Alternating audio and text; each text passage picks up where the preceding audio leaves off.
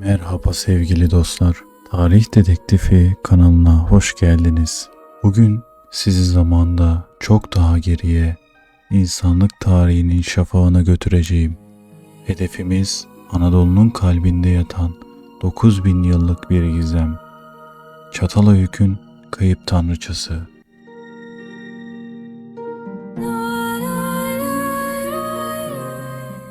Konya Ovası'nda sıradan görünen iki höyükten oluşan Çatalhöyük aslında dünya tarihinin en önemli arkeolojik alanlarından biri. M.Ö. 7400 ile 6200 yılları arasında 1200 yıl boyunca kesintisiz yerleşim gören bu antik kent, insanlığın ilk şehir deneyimlerinden biriydi. Çatalhöyük'ü bu kadar özel kılan neydi? Öncelikle bu yerleşim yeri insanlığın avcı toplayıcı yaşamdan yerleşik tarım topluluğuna geçişini gösteren en iyi örneklerinden biri.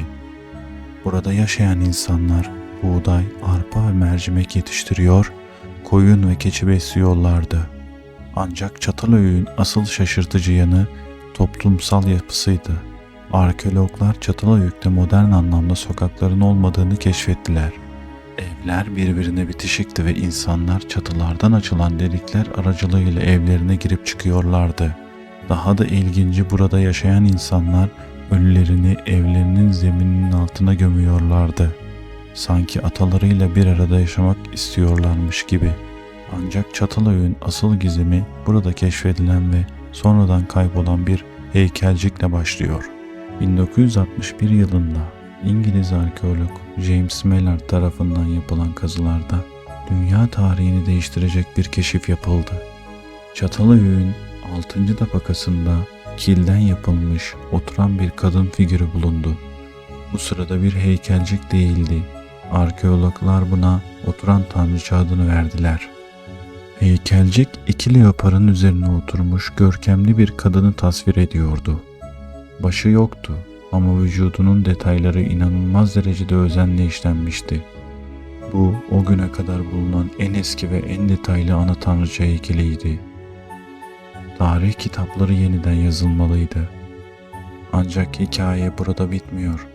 1965 yılında Mallard'ın çalışma izni iptal edildi ve kazılar durduruldu. Ve işte tam bu noktada gizemli olaylar zinciri başladı. Oturan tanrıça heykelciği sanki yer yarılmış da içine girmiş gibi ortadan kayboldu. Peki bu eşsiz eser nereye gitmişti? Bazı teoriler heykelciğin kara borsada satıldığını öne sürüyor. Diğerleri ise daha gizemli açıklamalar getiriyor. Yerel efsanelere göre heykelcik eve dönmüştü. Peki ama bu ev neresiydi? Daha da ilginci, heykelciğin kaybolmasından sonra Çatalhöyük'te tuhaf olaylar yaşanmaya başladı. Çatalhöyük'ün kayıp tanrıçası hakkındaki araştırmalarımız derinleştikçe daha da karanlık ve açıklanamaz olaylarla karşılaşıyoruz. Şimdi size bugüne kadar hiç duyulmamış bazı olayları anlatacağım. 1965 yılında heykelciğin kaybolmasından sonra Çatalhöyük'te çalışan arkeologlar ve işçiler arasında tuhaf olaylar yaşanmaya başladı. Önce küçük şeylerdi, kazı aletlerinin yerlerinin değişmesi, gece çadırlarından gelen fısıltılar. Ancak sonra işler daha da tuhaflaştı. 1966 yılında bir yaz gecesi kazı alanında nöbet tutan bir bekçi ay ışığında dans eden kadın figürleri gördüğünü iddia etti. Ertesi sabah tüm kazı alanı hiç kimsenin açıklayamadığı spiral şekillerle doluydu. 1970'lerin başında eski kazı ekibinden bir arkeolog rüyasında oturan tanrıçayı gördüğünü ve onun kendisine bir mesaj verdiğini söyledi. Mesajın içeriğini kimseyle paylaşmadı ama ertesi gün istifa edip inzivaya çekildi. 1993'te kazılar yeniden başladığında ekip üyeleri arasında açıklanamaz sağlık sorunları baş gösterdi. Baş ağrıları, halüsinasyonlar ve geçici hafıza kayıpları. Tüm bu semptomlar sadece kazı alanında ortaya çıkıyor ve kişiler alandan uzaklaştığında kayboluyordu. 2008 yılında bir gece yarısı tüm kazı alanındaki elektronik cihazlar aynı anda çalışmayı durdurdu. Teknik ekip bunun nedenini bulamadı.